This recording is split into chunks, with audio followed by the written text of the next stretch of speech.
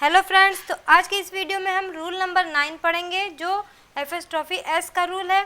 तो हम पढ़ेंगे इसमें कि एपोस्ट्रोफी एस का यूज कैसे करें, कहाँ करें, इसकी मीनिंग क्या होती है, हम इस रूल में पढ़ेंगे। तो चलिए हम शुरू करते हैं। तो एपोस्ट्रोफी एस का मतलब हमारा होता है का, की, के। तो जैसे हम एग्जाम्पल लिख लेते हैं, यहाँ पे लिखेंगे राम्स हाउस, यानी राम का घर। श्याम्स हाउस, श्याम का हाउस। माई हाउस, मेरा घर। योर हाउस, योर घर। तो यहाँ पे हमें क्या दिख रहा है कि एपोस्ट्रोफी एस जो है किस क्या दिखा रहा है कि राम का, यानी यहाँ पे का इसका मतलब होता है का, की, के। यानी एपोस्ट्रोफी एस का मतलब होता है हमारा का, की, के, जो कि क्या दिखाता है, हक जताता है, यानी अधिकार दिखाता है। ये सब लोग क्या दिखा रहे हैं, हमारा क्या शो कर रहे हैं, हक, यानी अपना अधिकार शो कर रहे हैं। तो इनको किसी नाम से जानते हैं, यानी इसका जो हक दिखा रहे हैं उसको किस नाम से हम जानेंगे, तो वो हमारा होगा पोसेसिव एडजेक्टिव।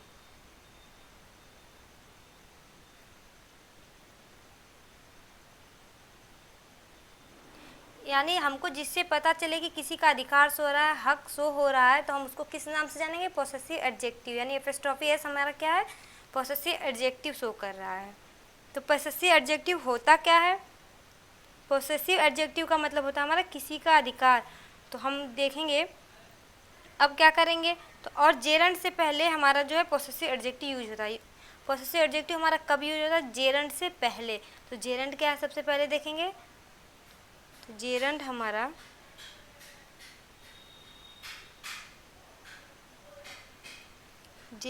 क्या होता है, वर्ब की फर्स्ट फॉर्म में आईएनजी लगा हो और नाउन के रूप में यूज हो रहा हो, तो हमारा क्या होगा, ये जेरंड हो जाएगा। जेरंड क्या होगा, सबसे पहले हम देखें पोसेसिव एडजेक्टिव। पोसेसिव एडजेक्टिव के पहले हमारा क्या यूज होता है, जेरंड। अब जेरंड क्या होता है, जेरंड हमारा क्या होता है, वर्ब के फर्स्ट फॉर्म में अगर आईएनजी लगा हो और नाउन के रूप में, यानी नाउन के फॉर्म में यूज हो रहा हो, तो हम क्या कहेंगे, वो हमारा जेरंड है।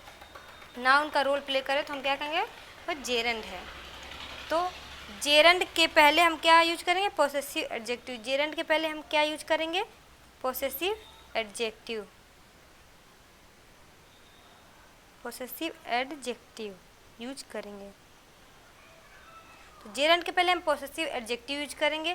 और जेरंड क्या होता है, यहाँ पे लिखा हुआ है। तो अब पोसेसिव एडजेक्टिव क्या होता है, तो पोसेसिव एडजेक्टिव हमारा क्या होता है, पोसेसिव एडजेक्टिव हमारा my, your, our, his, her, its, their, ये हमारे सब क्या है, ये हमारा सब पोसेसिव एडजेक्टिव है, यानी अधिकार शो कर रहा है अपना। तो इसको हम क्या बोलेंगे, पोसेसिव एडजेक्टिव। तो जैसे हमारा एग्जाम्पल है,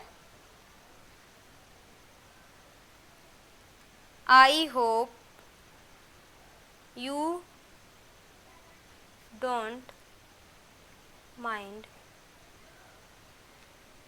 माई स्टेइंग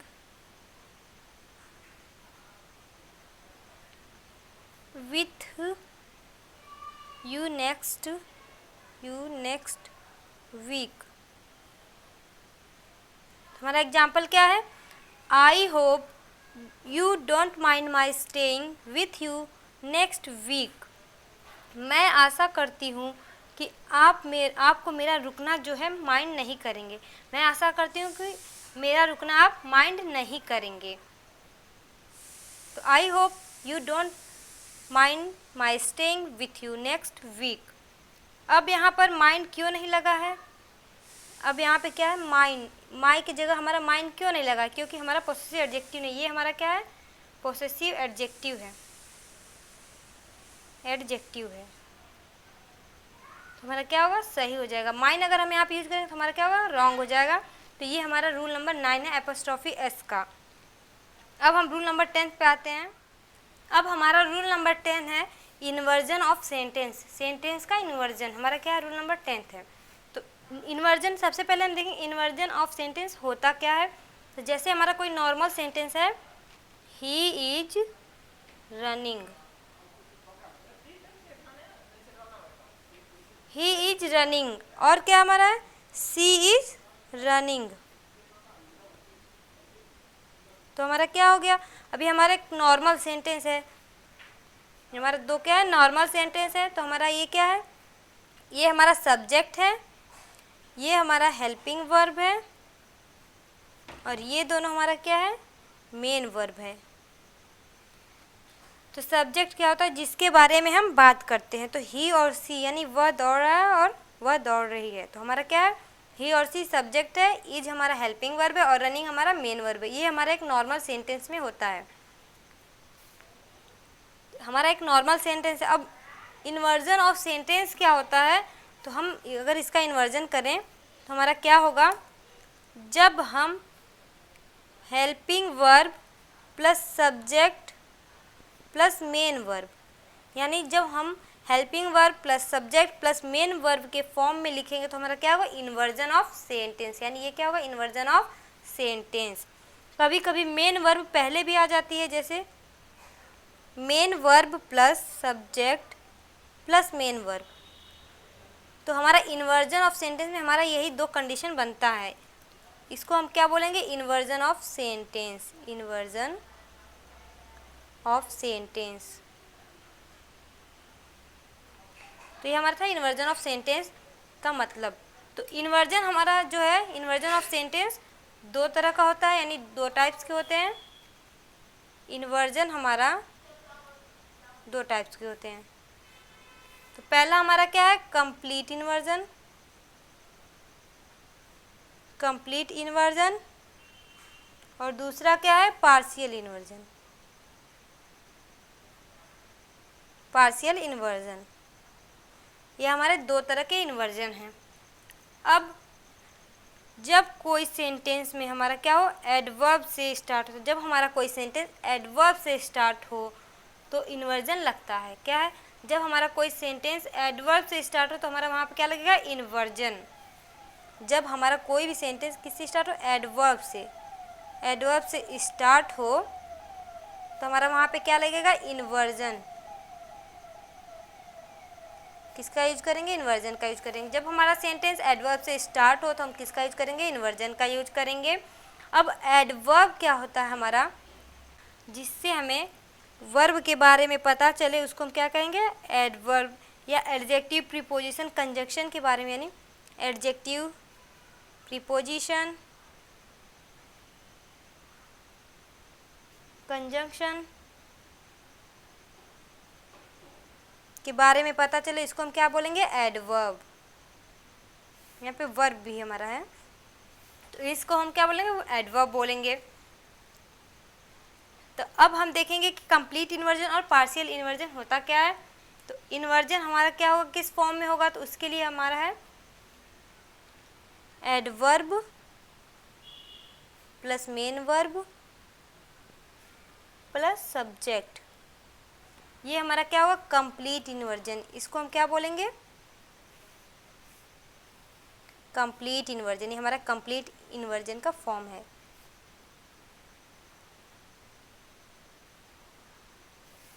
जब हमारा adverb plus main verb plus subject हमें मिल जाए तो उसको हम क्या बोलेंगे, कंप्लीट इन्वर्जन बोलेंगे। तो आइए एग्जांपल देखते हैं।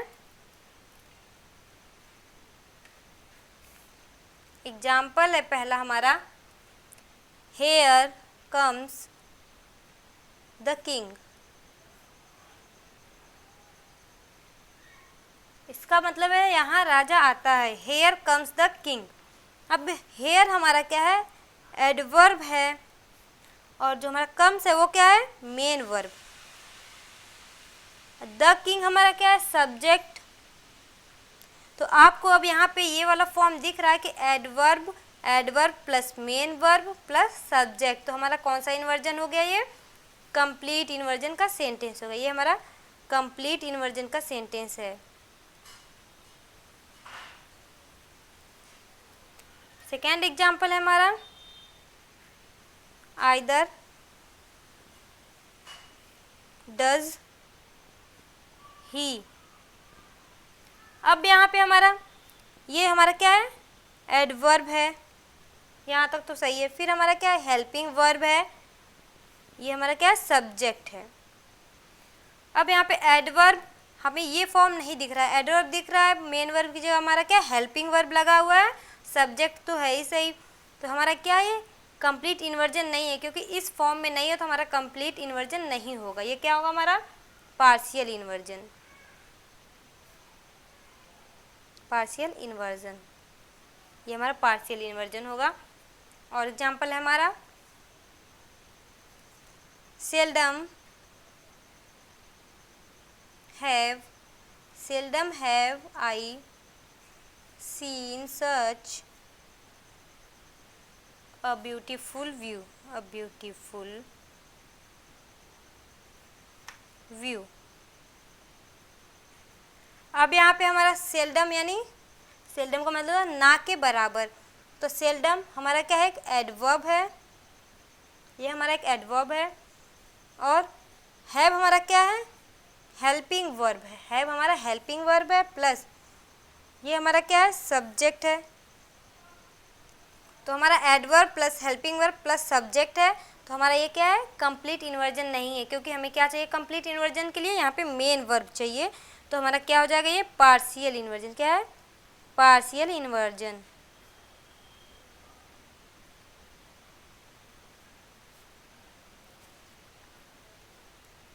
तो हमारा पार्शियल इन्वर्जन हो गया। एक लास्ट एग्जांपल लेते हैं, देयर गोज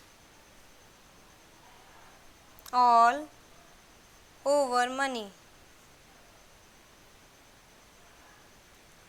अब यहाँ पे देयर हमारा क्या है, एडवर्ब है, गोज हमारा क्या है, मेन वर्ब है, एडवर्ब प्लस मेन वर्ब, और ये हमारा क्या हो गया, सब्जेक्ट, यानी मनी के बारे में कहा जाए तो हमारा क्या है, सब्जेक्ट। तो यहाँ पे हमें ये फॉर्म दिख रहा है कि adverb plus main verb plus subject, तो हमारा क्या हो जाएगा, ये कंप्लीट इन्वर्जन, ये हमारा कंप्लीट इन्वर्जन का सेंटेंस है, हमारा क्या है, कंप्लीट इन्वर्जन, ये हमारा कंप्लीट इन्वर्जन का सेंटेंस है। तो हमारा रूल नंबर 10 था इन्वर्जन ऑफ सेंटेंस, जब हमारा adverb plus subject sorry adverb plus main verb plus subject दिया हो तो कंप्लीट इन्वर्जन होगा। अगर हमारा मेन वर्ब की जगह हेल्पिंग वर्ब दिया हो तो हमारा क्या होगा, पार्शियल इन्वर्जन होगा। ये हमारा दोनों में डिफरेंस था। अब रूल नंबर 11 है हमारा, rule 11 primary and secondary purpose. तो सबसे पहले हम जानेंगे प्राइमरी और सेकेंडरी पर्पज होता क्या है। तो प्राइमरी पर्पज हमारा क्या होता है, अगर कोई चीज़ प्राइमरी पर्पज के लिए यूज हो रही हो, यानी कोई चीज़ हमारा जो प्राइमरी पर्पज के लिए यूज हो रही हो तो हम क्या बोलेंगे उसको, प्राइमरी पर्पज है। और जब सेकेंडरी पर्पज के लिए यूज होगा तो हम क्या बोलेंगे, सेकेंडरी पर्पज है। यानी प्राइमरी पर्पज में हमारा जो है प्राइमरी पर्पज और क्या हमारा सेकेंडरी पर्पज, सेकेंडरी पर्पज। यहाँ पे क्या है, प्राइमरी पर्पज और सेकेंडरी पर्पज। तो प्राइमरी पर्पज में हमारा द का यूज नहीं होगा। हमें कैसे पता चलेगा, यानी द का यूज जब नहीं हुआ रहेगा तो हमारा क्या होगा, प्राइमरी पर्पज। और सेकेंडरी पर्पज कब होगा, जब हमारा द का यूज होगा तो हमारा क्या हो जाएगा उस सेंटेंस में, सेकेंडरी पर्पज के लिए वह सेंटेंस है। जैसे point 1, whenever we use normal places like. अब ये यूज कहाँ का होता है, whenever we use normal places like, जैसे नॉर्मल प्लेस के लिए हम यूज करते हैं, यानी स्कूल, कॉलेज और चर्च, टेम्पल, ये हमारे क्या हो गए नॉर्मल। जब हम नॉर्मल प्लेस के लिए यूज करेंगे तो हमारा क्या होगा, प्राइमरी पर्पज। जब हम नॉर्मल प्लेस के लिए यूज करेंगे, यानी नॉर्मल प्लेस के लिए यूज होगा हमारा, तो हमारा क्या होगा वो प्राइमरी पर्पज। तो हम एग्जाम्पल से समझेंगे। एग्जाम्पल फर्स्ट है हमारा, children go to school daily. Children go to school daily. अब यहाँ पे देखिए, children go to school daily, यहाँ पे द नहीं लगा हुआ है, गो टू द स्कूल नहीं लगा हुआ, तो हमारा किस चीज़ के लिए? प्राइमरी पर्पज़ के लिए यह सेंटेंस है। किसके लिए? प्राइमरी पर्पज़ के लिए यह सेंटेंस है। यह सेंटेंस हमारा प्राइमरी पर्पज़ के लिए है। सेकेंड है, he goes to the temple. To the temple. अब यहाँ पे देखिए, द का यूज हुआ है। जब द का यूज होगा तो हमारा कौन सा पर्पज होगा? Secondary purpose. तो यह सेंटेंस हमारा जो है सेकेंडरी पर्पज के लिए यूज हुआ है। यह सेंटेंस हमारा सेकेंडरी पर्पज के लिए यूज हुआ है। थर्ड एग्जाम्पल है, we go to church on Fridays. और एक सेंटेंस लिख लेते हैं, we go to the church on Fridays.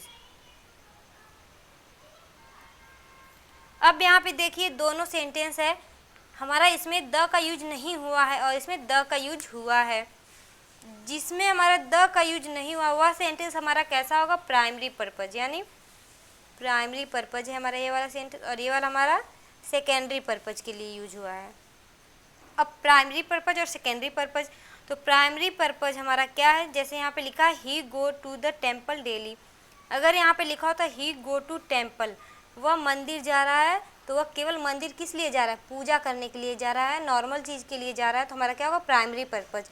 But अगर द लग गया तो हमारा टेम्पल वो किस लिए जा रहा है? किसी भी काम से जा सकता है, पूजा करने के लिए या फिर और किसी भी काम से टेम्पल जा रहा है, तो हमारा क्या होगा? Secondary purpose.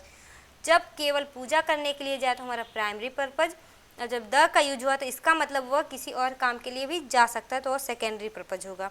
ये हमारा रूल नंबर 11 था, यानी 11th। अब रूल नंबर 12 है। Rule number 12, no sooner than, यानी नो सूनर के साथ हमारा क्या यूज होगा? देन यूज होगा।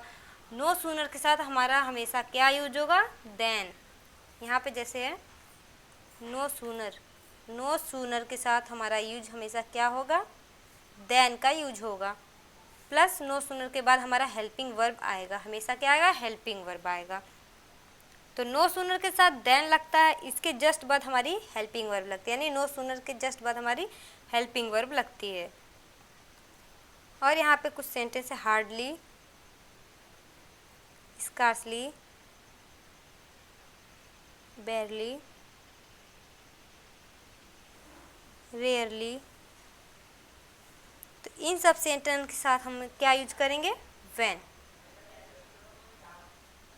नो सूनर के साथ हम हेल्पिंग वर्ब और देन का यूज करेंगे, और हार्डली, स्कार्सली, बेयरली, रेयरली, इन वर्ड के साथ हम क्या यूज करेंगे? व्हेन का यूज करेंगे। हमेशा हम इन वर्ड के साथ क्या यूज करेंगे? व्हेन का यूज करेंगे।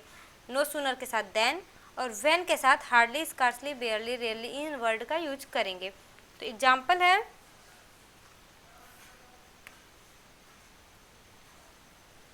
स्कार्सली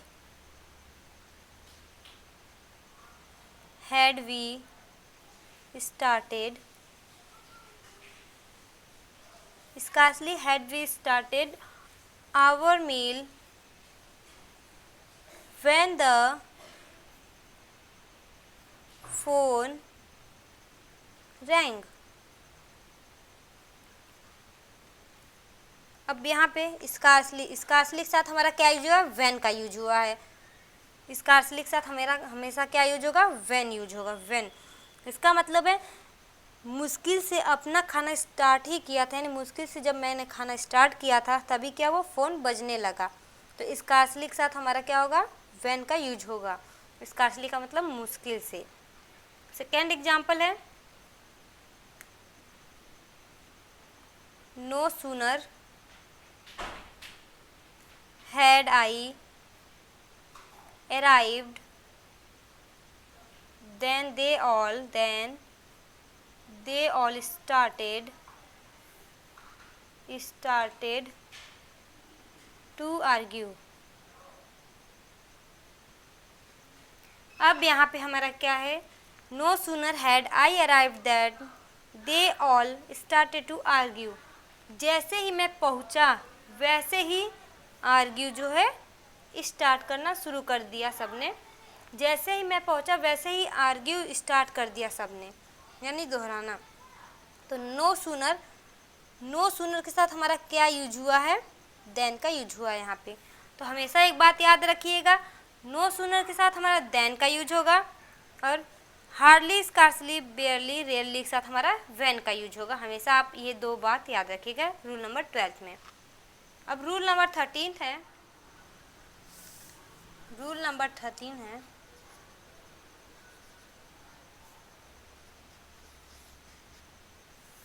रूल नंबर 13 हमारा सब्जेक्ट एंड ऑब्जेक्ट का है। सब्जेक्ट एंड ऑब्जेक्ट का है। रूल नंबर 13 हमारा सब्जेक्ट और ऑब्जेक्ट का है। तो इसमें हम पढ़ेंगे सब्जेक्ट और ऑब्जेक्ट के बारे में।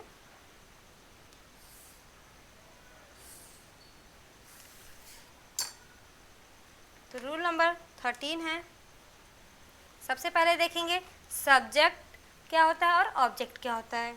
तो सब्जेक्ट क्या होता है, जब किसी के बारे में कुछ कहा जाए तो उसको हम क्या बोलेंगे, सब्जेक्ट। यानी सब्जेक्ट हमारा क्या होता है, जब किसी के बारे में कुछ कहा जाए तो उसको हम सब्जेक्ट बोलेंगे, और जिसके बारे में कहा जाए उसको हम क्या बोलेंगे, ऑब्जेक्ट बोलेंगे। तो सब्जेक्ट क्या क्या हमारा, हु, व्हाट, डूअर, ये सब हमारा क्या है, सब्जेक्ट। कौन, क्या, कौन कर रहा है काम, हम उसको सब्जेक्ट बोलेंगे।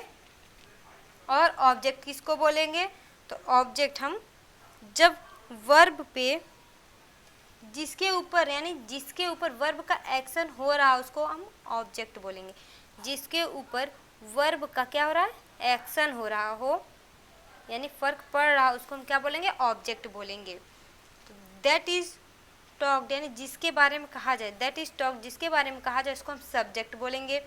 और जब किसी भी जिस पर हम वर्ब का हमारा एक्शन हो रहा हो तो हम उसको क्या बोलेंगे, ऑब्जेक्ट बोलेंगे। जिस पर हमारा वर्ब का एक्शन हो रहा है उसको हम ऑब्जेक्ट बोलेंगे।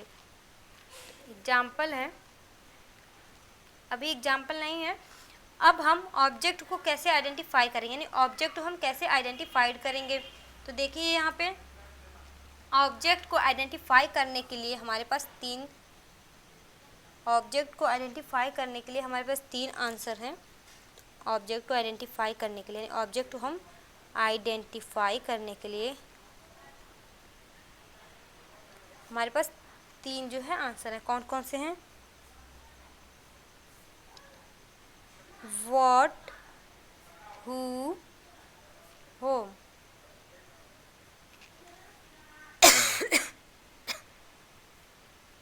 अब हमारा यही 3 क्या है, आंसर है, जिसको हम आइडेंटिफाई करेंगे तो हमें पता चलेगा कि वो ऑब्जेक्ट है। इन्हीं 3 चीज़ों से जो भी आंसर हमें मिलेगा वो क्या होगा, ऑब्जेक्ट होगा। इन्हीं तीनों से हमें क्या, जो भी आंसर मिलेगा वो क्या होगा, ऑब्जेक्ट होगा। तो एग्जाम्पल अब लेते हैं हम। I want car. अब यहाँ पे आई, यानी आई हमारा क्या, सब्जेक्ट है, हु है, तो आई हमारा क्या है, सब्जेक्ट। वॉन्ट हमारा क्या है, वर्ब और एक्शन है। अब कार हमारा क्या है, ऑब्जेक्ट है। क्यों ऑब्जेक्ट है, अब ये देखेंगे कि ऑब्जेक्ट क्यों हमारा है, क्योंकि what I do you want, यानी मुझे क्या चाहिए, मुझे कार चाहिए। क्या चाहिए, कार, यानी मुझे कार चाहिए। व्हाट का आंसर कौन दे रहा है, कार तो हमारा क्या हो गया, ऑब्जेक्ट हो गया। ये हमारा एग्जाम्पल है। सेकेंड एग्जाम्पल लेते हैं। आई इंजॉयड द पार्टी। अब यहाँ पे आई हमारा क्या है, आई हमारा सब्जेक्ट है और इंजॉयड हमारा वर्ब है और पार्टी हमारा क्या है, ऑब्जेक्ट है। और पार्टी हमारा क्यों ऑब्जेक्ट हुआ यहाँ पे, तो मैंने किस चीज़ को इंजॉय किया, तो मैंने किसको एंजॉय किया? पार्टी को। तो पार्टी हमारा क्या होगा? ऑब्जेक्ट होगा। मैंने किस चीज़ को एंजॉय किया तो हमारा क्या, उसका आंसर हमें किससे मिला? पार्टी से। मैंने पार्टी को एंजॉय किया तो हमारा क्या हो गया? ऑब्जेक्ट हो गया। तो एंजॉय वर्ड के आगे ऑब्जेक्ट लगाना हमारा कंपलसरी है। ये याद रखिएगा कि एंजॉय वर्ड के आगे हमारा ऑब्जेक्ट लगाना क्या है? कंपलसरी है। एंजॉय वर्ड के आगे हमारा जो है ऑब्जेक्ट लगाना कंपलसरी है। बिना ऑब्जेक्ट के यूज नहीं कर सकते हम एंजॉय को। बिना ऑब्जेक्ट के हम एंजॉय को यूज नहीं कर सकते, ये हमारा कंपलसरी है। तो ये हमारा रूल नंबर 13 था। अगले वीडियो में हम और आगे के रूल लाएंगे। अगर आपको वीडियो अच्छी लगी हो तो प्लीज़ ज़्यादा से ज़्यादा शेयर करें और हमारे चैनल को सब्सक्राइब करिए। और पिछले वीडियो की लिंक हमारे डिस्क्रिप्शन बॉक्स में दी हुई है, तो आप वहाँ से पढ़ सकते हैं।